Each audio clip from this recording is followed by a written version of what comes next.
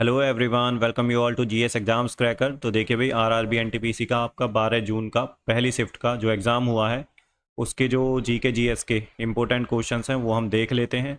तो जिन बच्चों का आने वाली शिफ्टों में या आने वाले दिनों में एग्ज़ाम है तो उन सब के लिए ये जो क्लास है मोस्ट मोस्ट इम्पोर्टेंट रहेगी भाई। सारे क्वेश्चंस इंपॉर्टेंट हैं, काफ़ी क्वेश्चंस रिपीट भी हो रहे हैं।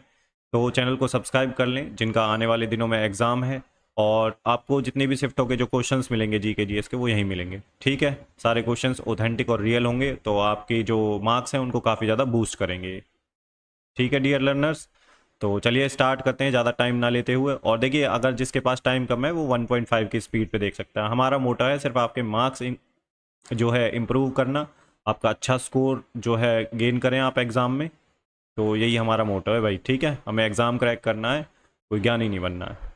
तो चलिए देखते हैं अपना पहला क्वेश्चन क्या है। चैनल को सब्सक्राइब कर लें ज़रूर, और अपने दोस्तों के साथ शेयर करें जो भी प्रिपरेशन कर रहे हैं, आरआरबी एनटीपीसी का एग्ज़ाम दे रहे हैं या दूसरा एग्ज़ाम दे रहे हैं। और लाइक करना बिल्कुल ना भूलें हमारे एफर्ट्स को। ठीक है, तो हिंदी इंग्लिश दोनों में रहेगी ये क्लास, तो कोई दिक्कत नहीं आएगी दोनों को। और ना सिर्फ हम देखिए सॉल्यूशन करेंगे, हम सिर्फ हम ये देखेंगे कि एग्जामिनर का माइंडसेट क्या है, किस एरियाज को वो एक्सप्लोर कर सकता है। हम एक स्टेप आगे जाएंगे एग्जामिनर से। चलो देख लेते हैं क्या क्वेश्चन है भाई जो आए हैं। तो ये क्वेश्चन आया है, who among the following persons Poona pact was signed in lieu of Mahatma Gandhi. तो जो पूना पैक्ट हुआ था और उस पर जो महात्मा गांधी की जगह किसने साइन किए थे, तो मदन मोहन मालवीय जी ने साइन किए थे। और पूना पैक्ट कब आया था? तो जो पूना पैक्ट आया था वो 1932 में आया था। वैसे पूना पैक्ट को महात्मा गांधी और जो है भीमराव अंबेडकर जी के बीच में हुआ था ये, लेकिन जो साइन किया था महात्मा गांधी जी की जगह वो किए थे मदन मोहन मालवीय जी ने। ये क्वेश्चन आया हुआ है। ठीक है, और अब आप याद रख सकते हैं जो पूना पैक्ट है वो कब हुआ था, ऐसे भी याद रख सकते हैं किस किस के बीच में हुआ था। ठीक है, तो ये आपके लिए मॉडर्न हिस्ट्री का इंपॉर्टेंट क्वेश्चन हो जाता है। नेक्स्ट क्वेश्चन देख लेते हैं क्या पूछा गया है। और तो ये क्वेश्चन है, आर्चरी वर्ल्ड जो है, archery world cup 2025 bronze winners man category. तो जो तीरंदाजी विश्व कप 2025 हुआ है उसमें पुरुषों की श्रेणी में कांस्य जो है पदक विजेता कौन है? तो पार्थ सालुखे हैं जो है मेंस कैटेगरी में। तो जो अभी ये तीरंदाजी विश्व कप हुआ है, आर्चरी जो वर्ल्ड कप हुआ है 2025 में संघाई में हुआ है। ठीक है, सेकंड स्टेज का था। इंडिया ने देखिए टोटल इसमें 7 मेडल जीते हैं, 2 गोल्ड जीते हैं, 1 सिल्वर जीता और 4 ब्रोंज जीते हैं। तो ये रिपीट हो सकता है ये क्वेश्चन, और ये भी पूछ सकता है कि जो है आर्चरी तीरंदाजी जो वर्ल्ड कप है वो कहाँ हुआ था। ठीक है, तो इतना हमें ध्यान रखना है। या स्पोर्ट्स का अगर कोई रिसेंटली गेम हुआ है, ठीक है, इंटरनेशनल लेवल पे, तो और इंडिया ने कोई मेडल जीता है तो वो आपको ज़रूर ध्यान रखना है। एक बार देख लें, अगर नहीं पता तो गूगल करके देख लें। ठीक है, अपने नोट्स में एक बार देख लें, 5 मिनट का काम है आपका, जो है मार्क्स इंप्रूव हो जाएंगे। नेक्स्ट क्वेश्चन है भाई, साउथ वेस्ट जो मानसून है and north east monsoon gives highest rainfall on which area. तो जो दक्षिण पश्चिम मानसून है और उत्तर पूर्व मानसून किन किन क्षेत्रों में सबसे अधिक वर्षा देता है? तो आपके ऑप्शंस में जो भी होंगे तो इन्हीं में से होंगे। देखिए, जो साउथ वेस्ट मानसून आती है ये इंडिया है, ऐसे साउथ वेस्ट मानसून यहाँ पे आती है तो सबसे पहले इस वाले एरिया को हिट करती है। तो जो मालाबार कोस्ट है केरला वाला एरिया है इसे हिट करेगी, और यहाँ नॉर्थ ईस्ट में। अब जो नॉर्थ ईस्टर्न जो है, ठीक है, जो नॉर्थ ईस्टर्न मानसून है वो कहाँ हिट करेगी? तो यहाँ तमिलनाडु और पांडुचेरी के जो तट हैं यहाँ पे जो है सबसे ज़्यादा बारिश करेगी। तो इतना आपको ध्यान रखना है, साउथ वेस्ट मानसून ऐसे जाएगी, और जो नॉर्थ ईस्ट मानसून है, रिट्रेटिंग ऑफ मानसून भी बोलते हैं इसे, रिट्रेटिंग ऑफ मानसून मानसून, तो ये तमिलनाडु और पुडुचेरी के तट पे बारिश करेगी काफ़ी ज़्यादा यहाँ पे। तो इतना आपको ध्यान रखना है।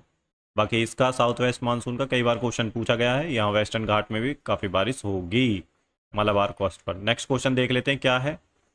तो नेक्स्ट क्वेश्चन पूछा गया है, in Himachal Pradesh Himalayas present in which direction. तो ये हिमाचल प्रदेश नहीं है भाई, हाँ हिमाचल प्रदेश नहीं है, ये अरुणाचल प्रदेश है, अरुणाचल प्रदेश। ठीक है, तो अरुणाचल प्रदेश में जो डायरेक्शन है हिमालयाज की वो south west to north eastern direction है। ठीक है, ये साउथ वेस्ट, ये यहाँ से इस तरह से है। ठीक है, south west to north east. तो आप देख लीजिए, नॉर्थ साउथ ईस्ट और वेस्ट। ठीक है, तो south west to north east ऐसे है जो हिमालय की डायरेक्शन। और यहाँ हिमाचल प्रदेश नहीं है भाई, यहाँ पे अरुणाचल प्रदेश है, इतना आपको ध्यान रखना है। ठीक है डियर लर्नर्स, अरुणाचल प्रदेश पे काफ़ी फोकस है नॉर्थ ईस्ट पर एग्जामिनर का। तो जो स्टेट्स की सीमाएं जो है इंटरनेशनल बॉर्डर किस स्टेट का किस जो है कंट्री के साथ लगता है वो एक बार ध्यान आप देख लें। ठीक है, अरुणाचल प्रदेश का, त्रिपुरा का, और ठीक है ये जो है सिक्किम का, तो इन सब के बारे में थोड़ा सा देख लें कि किसकी बॉर्डर। एक बार इंडिया का मैप जरूर देख लें जाने से पहले। इंडिया का मैप काफ़ी ज़्यादा आपको बेनिफिट होगा, एक दो मार्क्स का काफ़ी। ठीक है, तो एक क्वेश्चन आ ही रहा है इसमें। नेक्स्ट क्वेश्चन क्या पूछा गया है, what is the rain shadow reason. तो वृष्टि छाया क्षेत्र क्या है, तो ये बताना है भाई। तो ये पूछा गया था, इनमें से ही कोई आपका ऑप्शंस में होगा। तो देखिए ये ऐसे पहाड़ होते हैं जो माउंटेन्स होते हैं, यहाँ पे जो मॉइस्चर कैरिंग विंड्स हैं ऐसे जाती हैं ऐसे जाती हैं और एकदम से ना ऊपर उठ जाती हैं यहाँ पे, तो यहाँ पे बादल इकट्ठे हो जाते हैं, तो इस एरिया में बारिश कर देते हैं। इसे बोलते हैं क्या, windward side. Wind ward side, तो यहाँ पे काफ़ी जम के बारिश होती है। जब ये इधर जाएंगे विंड तो इधर क्या होगा, इधर बारिश नहीं होगी बिल्कुल भी, तो इसे बोलते हैं लीवार्ड साइड।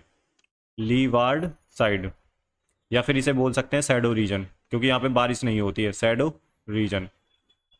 ठीक है डियर लर्नर्स, इतना आपको पता होना चाहिए। बाकी यहाँ पे देखिए जो है इंडिया के वेस्टर्न घाट में, यहाँ पे जो है वेस्टर्न घाट की जो हाइट है, इधर वेस्टर्न घाट के इधर तो बारिश हो जाती है, इधर नहीं होती। तो इसमें ये एरिया पूछा है, तो ये पुणे वाला एरिया है महाराष्ट्र में। तो यहाँ पे जो रेन शेडो रीजन बनता है। ठीक है, बाकी आपको ये कंसेप्ट पता होने चाहिए कि रेन शेडो, ओरोग्राफिक रेनफॉल भी बोलते हैं इसे, ओरोग्राफिक, अरे यार ओरोग्राफिक रेनफॉल। ठीक है डियर लर्नर्स, तो इसे ओरोग्राफिक रेनफॉल बोलते हैं। इसमें दो कंडीशन बनती है, विंडवार्ड साइड और लीवार्ड साइड, या इसे शैडो रीजन भी बोल सकते हैं। तो अब मैंने आपको बिल्कुल सिंपल भाषा में समझा दिया है, बाकी पुणे में होता है ये शैडो रीजन जो है।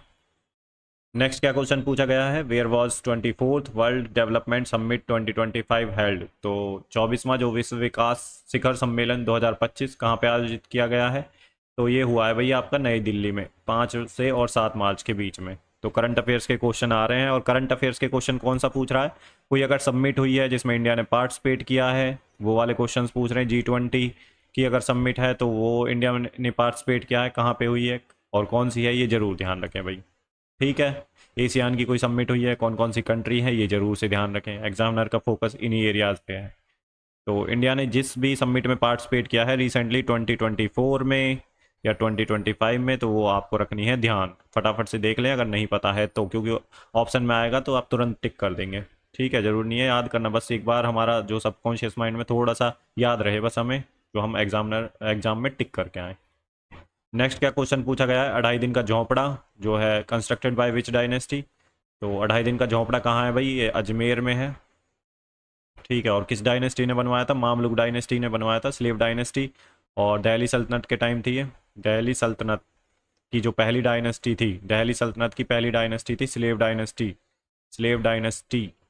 ठीक है, मामलुक डायनेस्टी भी बोलते हैं। और इसका कार्यकाल कितना था, 1206 से लेके 1290 तक, इतना आपको ध्यान रखना है। इस डायनेस्टी ने रूल किया था, और ये जो बनवाया था 2.5 दिन का झोंपड़ा, ये बनवाया था कुतुबुद्दीन ऐबक ने।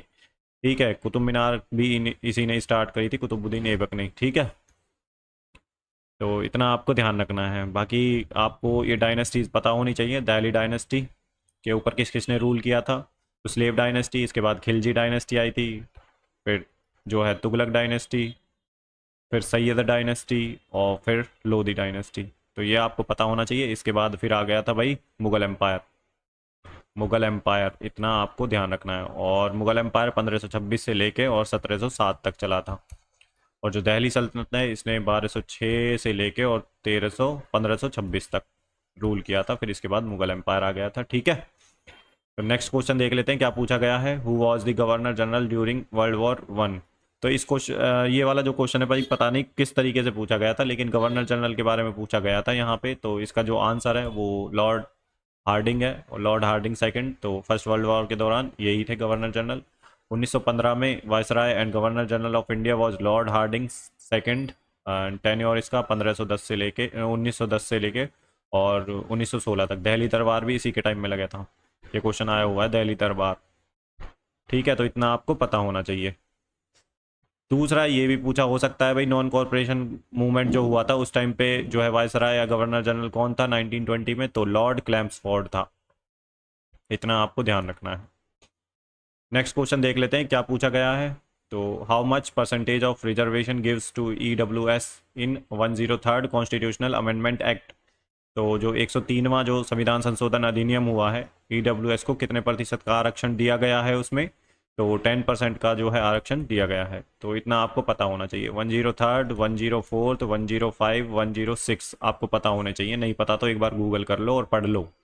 ठीक है, क्वेश्चन रिपीट हो सकता है। डियर लर्नर, सुन रहे हैं आप जो मैं कह रहा हूँ? मेरी बातों पे ध्यान दें भाई, ये बिल्कुल इंपॉर्टेंट है। ये जो है 100 के बाद जितने भी जो कॉन्स्टिट्यूशन अमेंडमेंट एक्ट हुए हैं ये पढ़ लें एक बार। 8 स्केड्यूल पढ़ लें। जो 8 स्केड्यूल जो लैंग्वेजेस का है वो पढ़ लें, कौन कौन सी लैंग्वेजेस ऐड की गई हैं। 7th स्केड्यूल पढ़ लें। स्टेट, यूनियन और कंकरेंट लिस्ट में कौन कौन से सब्जेक्ट आते हैं, ये इंपॉर्टेंट है। ठीक है, शेड्यूल जरूर पढ़ लें भाई। इंपॉर्टेंट आर्टिकल पढ़ लें, प्रेसिडेंट से रिलेटेड आर्टिकल्स पढ़ लें, क्वेश्चन आ रहे हैं।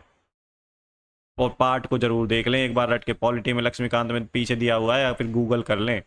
ठीक है, पार्ट्स को, तो वो आपको जरूर मार्क्स इंप्रूव करेंगे आपके पॉलिटी में। नेक्स्ट क्या क्वेश्चन पूछा गया है। Ministry of statistics and programme implementation MoSPI consumer price index और इंडेक्स ऑफ इंडस्ट्रियल प्रोडक्शन किस समय पर जारी करता है। तो एवरी मंथ करता है 12 तारीख को शाम को 5 बजे। ठीक है, अब इसमें से जो भी था वही आंसर है, तो एवरी मंथ ही होगा भाई। ठीक है, नेक्स्ट क्वेश्चन देख लेते हैं क्या पूछा गया था। Right to well water taken from the ponds, participation in public entertainment पर किसी नागरिक के साथ caste, gender, religion, place of birth के नाम पर कोई भी भेदभाव नहीं किया जाएगा। तो ये किस आर्टिकल में है। तो आर्टिकल 15 में है। फंडामेंटल राइट है ये भाई। तो फंडामेंटल जो राइट है हमारे किस आर्टिकल के बीच में है। तो आर्टिकल 12 से लेके और 35 तक जो है हमारे फंडामेंटल राइट्स हैं। इतना आपको ध्यान रखना है। ठीक है डियर लर्नर्स। और दूसरा फंडामेंटल राइट्स किस पार्ट में है। तो पार्ट 3rd में है फंडामेंटल राइट्स। USA से लिए हैं हमने, जो उसका कॉन्स्टिट्यूशन है। तो फंडामेंटल राइट्स DPSPs आपको पता होने चाहिए। और फंडामेंटल ड्यूटीज़ आपको पता होनी चाहिए। मौलिक जो कर्तव्य हैं, राज्य के नीति निर्देशक सिद्धांत, फंडामेंटल जो राइट्स हैं। और फंडामेंटल राइट्स का आर्टिकल 32 बहुत ज़्यादा पूछा जा रहा है भाई, जिसमें रिट इशू करते हैं सुप्रीम कोर्ट, रिट इशू करते हैं ऑनरेबल सुप्रीम कोर्ट। और जो हाई कोर्ट है वो किसके अंडर कर सकता है। 226 में, ये आर्टिकल 32 के अंडर ये करता है सुप्रीम कोर्ट, जो करते हैं रिट इशू। 5 रिट होती हैं, वो आप कमेंट सेक्शन में ज़रूर बताएंगे। नहीं पता है तो देख लें, गूगल कर लें। ठीक है भाई, आपको पढ़ना है, एग्ज़ाम पास करना है, तो आपको ये सब चीज़ें, आपके अंदर क्यूरियोसिटी होनी चाहिए कि ये चीज़ क्या है। तो नेक्स्ट क्वेश्चन देख लेते हैं। इन हड़प्पा और Indus valley civilization tools were made from. जो हड़प्पा थी, सिंधु घाटी सभ्यता थी, उसमें औजार किससे बने होते थे। तो ब्रॉन्ज भी यूज किया जाता था वहाँ पे, कॉपर और टीन के बने होते थे। ठीक है। Iron was not known to the people of Indus valley civilization. ठीक है डियर लर्नर्स, बताइए आप। तो नेक्स्ट क्वेश्चन देख लेते हैं क्या पूछा गया है। तो लोथल भाई, चैनल को सब्सक्राइब कर लें। आने वाले क्वेश्चंस के लिए सारे इंपॉर्टेंट क्वेश्चंस यहीं मिलेंगे। ठीक है, जिनका भी एग्जाम है आने वाले दिनों में, जो ये क्लास देख रहे हैं, तो चैनल को सब्सक्राइब कर लें, अपने दोस्तों के साथ शेयर करें और अपने रिव्यूज़ कमेंट सेक्शन में जरूर दें कि क्लास कैसी लगी, समझ आ रहा है, नहीं आ रहा है क्वेश्चन। ठीक है, तो ये सारी चीज़ें आप ज़रूर करें। तो नेक्स्ट क्वेश्चन है भाई लोथल, और हम बिल्कुल पॉइंट टू पॉइंट पढ़ते हैं भाई, बिल्कुल एग्जाम ओरिएंटेड रहेंगे हम, बिल्कुल भी इधर उधर नहीं भटकेंगे। PYQ देख लो, मैंने SSC का करा रखे हैं, बिल्कुल पॉइंट टू पॉइंट कराऊंगा मैं। ठीक है, हमारा मेन मोटो रहेगा, मेरा भाई जो मेन मोटो है वो एग्जाम क्रैक कराना है आपका, एग्जाम में मार्क्स इंप्रूव कराना, ना कि बहुत ज़्यादा इन्फॉर्मेशन लोडेड करना आपके ऊपर। ठीक है, हैंग हो जाएगा दिमाग बहुत ज़्यादा इन्फॉर्मेशन से। हम रिवाइज करेंगे, बार बार पढ़ेंगे, और ठीक है कम पढ़ेंगे। तो नेक्स्ट क्वेश्चन है Lothal the city of Indus valley civilization, और डेली क्लास आएंगे आपकी। The Lothal city of Indus valley civilization famous for. तो लोथल जो शहर है सिंधु घाटी सभ्यता का, किस लिए फेमस है। डकयार्ड था भाई, ये बंदरगाह था। ठीक है, इंडस वैली सिविलाइजेशन का। तो इतना आपको ध्यान रखना है। और एक चीज़ और ध्यान रखनी है भाई, इंपॉर्टेंट सिटीज़ आपको पता होनी चाहिए इंडस वैली सिविलाइजेशन की, IVC की। ठीक है, कौन कौन सी हैं इंपॉर्टेंट सिटीज़। नेक्स्ट क्वेश्चन क्या पूछा गया है। What is the function of F5 in MS power point. तो MS पावर पॉइंट में F5 का क्या कार्य है। तो इसमें जो F5 है उसका कार्य है भाई, start a slide show from the beginning of the presentation. ठीक है, जो ये मैं प्रेजेंटेशन पे पढ़ा रहा हूँ आपको PPT में, तो इसे जब F5 दबाते हैं तो ये जो है स्लाइड शो पहली जो स्लाइड होती है उससे स्टार्ट हो जाता है, तो यही इसका काम है। ठीक है, तो इतना आपको रखना है ध्यान। MS पावर पॉइंट पे बहुत क्वेश्चन आ रहे हैं, MS वर्ड पे बहुत क्वेश्चन आ रहे हैं, और माइक्रोसॉफ्ट ऑफिस से क्वेश्चन पूछ रहा है 365 से। ठीक है, तो कंप्यूटर के भी मैंने इंक्लूड कर दिए हैं। तो Padma Bhushan given to Shekhar Kapur for which of the following contributions. तो पद्म भूषण जो है शेखर कपूर को मिला है, तो इनका योगदान जो है किस फील्ड में है, तो आर्ट और कला के क्षेत्र में इनका योगदान है जो शेखर कपूर जी हैं। तो जो है पद्म विभूषण, पद्म भूषण और पद्मश्री, ये पद्म अवार्ड स्टार्ट हुए थे 1954 में। 2025 में 139 लोगों को मिले हैं ये। ठीक है, और 26 जो है रिपब्लिक डे पे मिले हैं 2025 में। 7 पद्म विभूषण मिले हैं, 19 पद्म भूषण मिले हैं और 113 पद्मश्री मिले हैं। 2024 के भी आपको जरूर ध्यान रखने हैं, भारत रत्न, पद्म विभूषण और पद्म भूषण तो याद ही रखें भाई, तीनों ये अवार्ड 2024 के पूछ सकता है आपसे। ठीक है, क्योंकि पद्मश्री तो बहुत ज़्यादा पर्सनैलिटीज़ हैं भाई, इसमें तो इनको याद रखना मुश्किल ही है, तो इसमें इंपॉर्टेंट देख सकते हैं आपको जो भी मिल जाए। ठीक है, एरियाज मैंने आपको बता दिए, क्वेश्चन आ सकता है यहाँ से। नेक्स्ट क्वेश्चन है भाई, ये आया था जो highest rainfall in India at which place. तो भारत में सबसे अधिक वर्षा कहाँ होती है, तो माशिनराम में होती है, जो कि है मेघालय में। मेघालय में गारो, खासी और जैंतिया की जो पहाड़ियाँ होती हैं, गारो, जी फॉर गारो, खासी, जैंतिया की जो पहाड़ियाँ होती हैं वहाँ पे है ये माशिनराम, और ये है मेघालय में। एवरेज जो रेनफॉल होती है 11,871 मिलीमीटर। ठीक है भाई डियर लर्नर्स, नेक्स्ट क्वेश्चन देख लेते हैं क्या पूछा गया है। Iodine placed in which group in जो है मेंडलीव्स पीरियोडिक टेबल। जो मेंडलीव की जो पीरियोडिक टेबल है उसमें आयोडीन को किस ग्रुप में रखा गया है, तो जो है 7th ग्रुप में रखा गया है। ठीक है, now group 17 with fluorine, chlorine, bromine, while iodine has a lower atomic weight than tellurium. Mendeleev places iodine in group 7 due to its similar properties to the other halogens. ठीक है, तो ये आपको पढ़ लेना है भाई हिंदी वाले। तो ग्रुप पूछा था 7th ग्रुप में आता है ये जो है आयोडीन। नेक्स्ट क्वेश्चन क्या देख लेते हैं, क्या केमिस्ट्री का क्वेश्चन था भाई वो। तो आपको पीरियोडिक टेबल से जो मेंडलीव की पीरियोडिक टेबल है इससे काफ़ी ज़्यादा रिपीट होते हैं हर एग्जाम में क्वेश्चन। तो नेक्स्ट क्वेश्चन पूछा गया है भाई, पंचायती राज इंस्टीट्यूशन में जो लोएस्ट इंस्टीट्यूशन होता है, ठीक है, तो वो कौन सा होता है। तो पंचायती राज इंस्टीट्यूशन में सबसे जो लोअर लेवल पर होती है वो है ग्राम पंचायत, फिर उसके बाद ब्लॉक समिति, फिर जिला परिषद यहाँ पे होता है। ठीक है, इस ब्लॉक समिति को मंडल भी बोलते हैं, मंडल। ठीक है, फिर उसके ऊपर होती है जिला परिषद। तो ये होता है इसका जो है स्ट्रक्चर जो होता है। तो इसको कॉन्स्टिट्यूशनल स्टेटस कब मिला था, तो 73rd कॉन्स्टिट्यूशन अमेंडमेंट एक्ट हुआ था 1992 में, तब कॉन्स्टिट्यूशनल स्टेटस मिला था जो है PRI को, पंचायती राज इंस्टीट्यूशंस को। तो इतना आपको ध्यान रखना है भाई। नेक्स्ट क्वेश्चन क्या पूछा गया है, India's rank in global hunger index 2024। तो ग्लोबल हंगर इंडेक्स में 2024 में भारत की रैंक क्या है, तो इंडिया की जो रैंक है वो 105वीं है आउट ऑफ 127 कंट्रीज़। ठीक है, स्कोर क्या है 27.3। तो इतना आपको ध्यान रखना है हिंदी में ये जो लिख रखा है, बाकी मैं एक्सप्लेन जो कर रहा हूँ हिंदी इंग्लिश दोनों में कर रहा हूँ, आपको सारी चीज़ें समझ आ रही होंगी। ठीक है, तो अगर अच्छा लगा लेक्चर तो थम्स अप कर दें भाई कमेंट सेक्शन में। ठीक है, और शेयर करें अपने दोस्तों के साथ जरूर से। नेक्स्ट क्वेश्चन देख लेते हैं क्या है भाई, विच of the following articles talked about the social and public welfare. तो निम्नलिखित में से किस अनुच्छेद में सामाजिक और लोक कल्याण के बारे में बात की गई है, तो DPSP के बारे में बात की गई है भाई, DPSP के आर्टिकल 38 में। तो इतना आपको ध्यान रखना है डियर लर्नर्स। ठीक है, चलिए नेक्स्ट क्वेश्चन देख लेते हैं क्या पूछा गया है। तो अभी जो है 52nd chief justice of India बने हैं, तो कौन बने हैं, जस्टिस BR गवई, भूषण रामकृष्ण गवई। तो इनका नाम आपको ध्यान रखना है, ये काफ़ी ज़्यादा पूछा जा सकता है, आने वाली शिफ्टों में भी एक बार पूछा जा चुका है और अब फिर पूछ लिया, अब फिर आगे भी पूछ सकता है। ठीक है भाई, एग्जामिनर के पास क्वेश्चंस नहीं है, एग्जामिनर PYQ देख के बना रहा है, इतनी शिफ्टों के कहाँ से बनाएगा वो क्वेश्चन भाई साहब, ये बताओ आप। तो इन्हीं में से रिपीट होगा, घुमा फिरा के पूछ लेता है, बस यही उसका काम है। तो हम घुमा फिरा के ही पढ़ लेंगे। ठीक है, तो आप जो मैंने पिछली शिफ्टों में कराए हैं आप देख सकते हैं, उनमें से काफ़ी ज़्यादा क्वेश्चंस रिपीट हो रहे हैं, तो आपके लिए मोस्ट इंपॉर्टेंट है ये लेक्चर्स देखना।